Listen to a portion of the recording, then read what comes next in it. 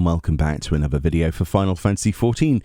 This time we're reading someone else's hard work, as usual, when it comes to translation.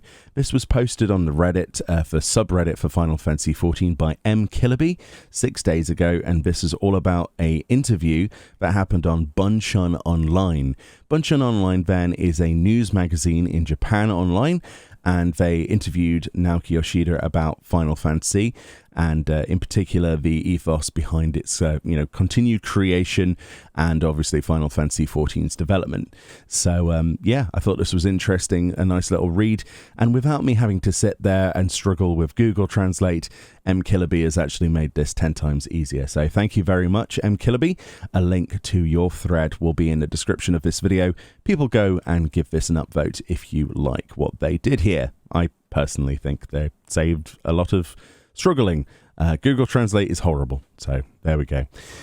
Let's get straight to it. So the interviewer introduces themselves, and then they talk about the idea of MMOs being around for many years, and they say, I've been playing MMOs for 10 years, but with the popularity of shooters like Apex or smartphone games, I didn't think a more hardcore genre like MMOs could get this popular. Yoshi says Final Fantasy XIV's growth has been a result of combating that image that MMORPGs cost money and time, and interacting with other players is a pain. I'm familiar with how fun hardcore MMOs can be, he says, but on the other hand, I also know, thanks to that public image, a lot of people avoid the genre. Moving from Final Fantasy XIV's 1.0 to A Realm Reborn, we needed to overthrow that image.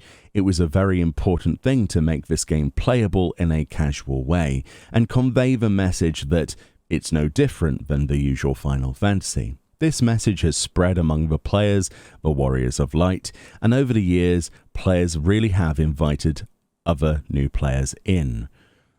So, spreading through word of mouth. I mean, yeah, that's the best way that you can do it, really, isn't it? You pose the idea, and then you try your best to get more people to play it. The interview says, what surprised me when I started playing is that it is a really stress-free environment, presumably, even without building relationships in the game, you can play without issue. Yoshi says, in a lot of ways, Final Fantasy XIV is inspired by the MMORPG masterpiece World of Warcraft. WoW's accessibility, how it sought to thoroughly lower the barriers to entry, allowed it to become incredibly popular around the world. In fact, the stagnation of the MMO industry was influenced by WoW. Anyone could play the game and not have time to play other MMOs that released. WoW's global popularity made it hard for a long time for other titles to be established. However, the game did not have Japanese language support, so WoW didn't become as popular in Japan. For a while, there weren't any MMORPGs for Japanese players. However, that was an opportunity for Final Fantasy XIV: A Realm Reborn. By studying in detail the good parts of World of Warcraft and making an MMORPG with the essence of Japan, we thought we'd be able to put out a fresh gaming experience for Japanese and console players. So yeah, they basically did their market research after 1.0's failure. This is not a new story. Most people probably already know this. If you've watched the 1.0 documentary, for example, highly recommended. It sort of fleshes out a lot of that if you're interested. But yeah, after the failure of 1.0, the reinvigorated team, new members, and of course Yoshi P on board, they basically sat down and played World of Warcraft, got some, actual experience with what worked in other games, and made the game we love today. The interviewer says, but also Final Fantasy XIV is very popular in countries that have more experience of WoW too. Yoshi P says, thankfully that is indeed the case, particularly from around last year internationally, popular WoW streamers like Asmongold and Rich Campbell started playing 14, and it feels like that's where the spark got reignited. The two of them were surprised by the kindness of the community. Certainly, even in overseas bulletin board sites and so on, there were many positive exchanges of opinions, and even if there are people who compare 14 and WoW and speak ill of either one, there are many comments replying telling those people to stop. Yeah, I mean, obviously, with huge numbers of viewers. You're going to, increase the popularity of the game in the long run. This is no different than if they were to play something like Genshin Impact. You know what I mean? Like, it's like a movement, isn't it? Basically, a lot of people gravitate towards certain creators, and that's awesome. If you've got that kind of pull, and there's no better game to introduce people to than 14. I personally think it's a great alternative to other games on the market. Definitely. The interviewer says, when I played the game, there were so many times my performance wasn't so good, and we couldn't win against the boss, but other players would kindly encourage me. How do you create a kind community like this? Yoshi P says, as the development team, we're truly proud of the warmth of the player community. Final Fantasy XIV is a game that started from an extremely big mistake, and for the 11 years since I became producer, I've requested to the players that let's nurture 14 together as partners. Back then, there was still a sense of that among players that the development team is our enemy, and there was mutual confusion on both sides, he laughs. But since then, we've continued to convey to the players that the player base as well as the devs all want the game to be good. There are many people who have resonated with that message. New players who visit the world of Final Fantasy XIV also feel the shared sentiment. Let's be kind and have fun together. That's the kind of atmosphere I think we've created. Sometimes developers of other games ask me, how do you create a good atmosphere? But it's hard to build this in a day. I think there is no other way than to have an honest and sincere relationship, end quote. Yoshi P is seriously, I mean, you could say anything you want about Yoshi P, but he is a true treasure. He really does know how to bring that honesty forward. And it's that, it's not like, when you're looking at Final Fantasy XIV, at least in my opinion, if I'm adding to this point, it's like you're looking through a window. You can see how hard people are working the other side of that glass. Whereas other MMOs that I've played in the past, it feels like an opaque, like tinted window. You have no idea what's going on behind the scenes and if they actually care about their work. So I think it's that transparency in everything that they do, their press, in the information, the communication with people, their apologetic nature when something goes wrong. That is a huge plus, I think, for most people. It doesn't matter how angry you are at the end of the day at a certain issue. If they're actually open about it and give their honest opinion, which they always do, especially Yoshi P, then, a lot of people resonate with that a lot more easily, rather than just being told no and having like threads locked and bad you for having an opinion, which you would get in other games. So it's not really rocket science, isn't it? You just be good, just be a well-mannered person, realize that these are people. So that's what I think anyway. The interviewer says, you hear of people who don't want to play online games because they're afraid of causing trouble for people, so the community atmosphere is very important. Yoshi P says, that tendency to be apologetic depends on personal feelings. However, it is actually a big problem that there are people who feel that way. So within Final Fantasy XIV, we have decreased, as far as possible, scenarios where if you lose, you can't get an item the second time around, or you lose something if you fail. There are circumstances where such things are needed for excitement and thrill, so we've made an allowance for that and haven't 100% removed it. Apparently later on, the interviewer returned to the strength of the player community. Yoshi P says, there's a lot of players who have 2 or 3 friends that they regularly talk to. Sometimes they play together and talk in the chat. The number of reports that people are meeting in the game and getting married is increasing year on year. I think we might have had more than 100 messages about this. Of course, it's also very welcome to enjoy the story solo. You can adjust your distance from other player to your liking. So yeah, I mean, it's a very valid point. People are getting closer and closer together. It is a really great tool to meet people on, as long as you're careful. I mean, that's how I met my current girlfriend, so I can't really say anything against that at all. I have to agree. Interviewer says, Final Fantasy XIV is a huge success right now, but when you took over as producer and director, it was. And then Yoshi P says, back in 2010, when Final Fantasy XIV's 1.0 released, I was busy starting work on another project. I heard rumors of the controversy immediately after 1.0 released, but at the time I didn't take them all that seriously. Though it's a different team, my biggest reason was that Final Fantasy XIV had a strong image as a successor to 11, which had a good image as an MMORPG, and players' expectations were high. But I also knew that year on year, launching online games was getting more difficult, and I remember vaguely thinking that maybe the criticisms were coming from a view of Final Fantasy XIV's content systems and balance, and that they were unsatisfying compared to more fully featured older MMOs like Final Fantasy XI. Some of the people I was working with on the new project went to go and help with the 1.014 team at the latter's request. On the evening of the first day they went to help, I saw the depressed look on their faces and realized the situation was much more serious than I'd thought. I started to worry about how they could improve the game with the poor story, lack of content, poorly designed systems, lack of traditional Final Fantasy elements, etc. On the subject of Square and Enix's merger and the increase in the number of major titles being developed at once, Yoshi P says, there was this theory that increasing the number of staff would make the increase in simultaneously developed titles possible. However, even if you increase the number of staff by 10 times, staff that can make games of this quality can't be trained so easily.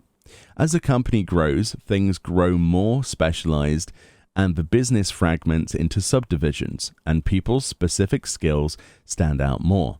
But that's not enough to bring together a game, he says. So, interesting.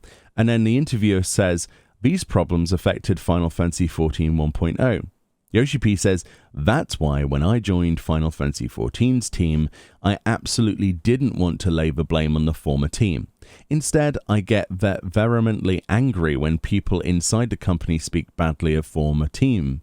Certainly, I think they didn't study well on how to make an MMORPG. However, you have to make a profit. Development can't continue forever. You have to release it. That pressure was too strong.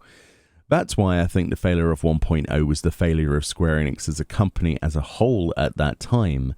The company was heading in a bad direction, and by chance that happened to explode in the form of 14's 1.0. My goodness, that's a very honest answer. The interviewer then continues, even though many of the staff haven't changed since 1.0 A Realm Reborn received much better evaluations from players. Looking at the background of 1.0 staff, there are many excellent people, but don't you have some sort of special talent? Yoshi P says, even in A Realm Reborn, early on we struggled with a lack of content. Certainly it wasn't smooth sailing. I think the most important thing is that we've continued to put the effort in. Unfortunately, I'm almost 50 soon, ... No matter how much I don't want to be, I've just ended up as an old man who loves games and making games. I really don't think I have any special talent. Rather, I think the game is a result of many people's efforts combined.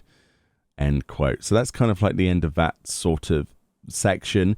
Wow. Modesty is definitely something that... Yoshi P definitely gravitates towards. Is a true legend, honestly. I mean, the hard work that he's put into this and the honesty and just the caring nature towards his team, that is a special talent. I think most people would agree with that. I don't think anyone's going to be like, oh, yeah, you're a talentless person. No, keeping a team together and actually pushing it in the right direction is very important and a very difficult thing to manage.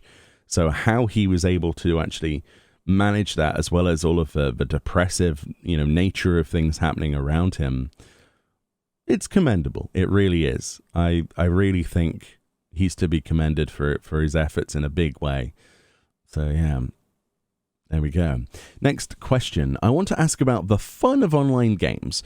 Final Fantasy XIV is a very wide-ranging game, from defeating hard bosses to PvP, fashion shows. I met some people who only played a game for Mahjong. So what kind of fun do you keep in mind when creating a game? Yoshi P says, well, that will differ a lot from person to person. I wonder if there's anything more ambiguous than the concept of fun. In the end, I have no choice but to make decisions on this will be fun for a lot of people. At least we'll find this fun. I think what's important is that at least someone on our 14 development team will find the content to be fun. The interviewer says that's also the merit of making a game as a team, to which Yoshi P replies, the slogan of Creative Business Unit 3 is, quote, create what we think will be fun. In the worst case, we'll still get by. Just don't end up in the red, end quote. Because if we go into the red, we can't make the next game. And then he laughs, end quote. And end of this segment that was translated. So, yeah, first of all, thank you very much to, obviously, mkillerby for the translation and posting this on Reddit. Very helpful. But also, I think Yoshi P is just kind of, every single time he's on an interview, he always, I don't know, it's this modesty, it's that true honesty, it's that inability to see or stand for negativity. It's a really nice thing. I mean, a lot of these companies, you think, oh, that's just, you know, PR speak or whatever. But I really, in all the years that I've followed this game and tried to support it in my own way through content creation and things, I've never seen a single day where Yoshi P has just been like, no, screw you, you know. He's always developed an answer. There's always been an answer to even the most stupid questions as well. Not that there are any in this particular interview, I mean in the past, especially at fan fests. But holy moly. But it's clear to see that from Yoshi P's standpoint, he actually seems to blame the merger of Square and Enix as like the reason that a lot of the things went the way they did and the direction that they tried to push things. We often have this discussion of originality and traditionalism versus what's fun and creative and development. It's, do you center yourself on the ideas of what worked in the past and dwell on that and only restrict yourself to those specifics? Or do you try and advance and break from that tradition and realize that you're approaching a much bigger audience and that you can have more slices of the pie, ultimately, rather than just having that one, in this case, Japanese slice of the pie?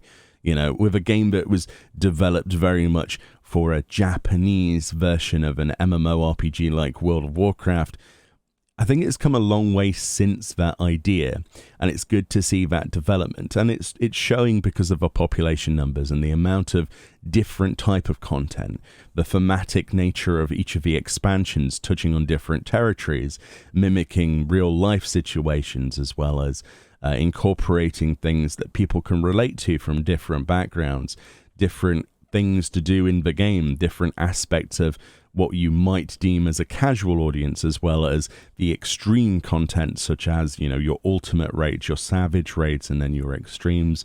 And then you also at the same time having stuff that's, you know, kind of like the borderline of this stuff where it's alliance raids and things like that, as well as the PvP side. I mean, a huge focus recently on the development team clearly has been to reinvigorate the idea of PvP.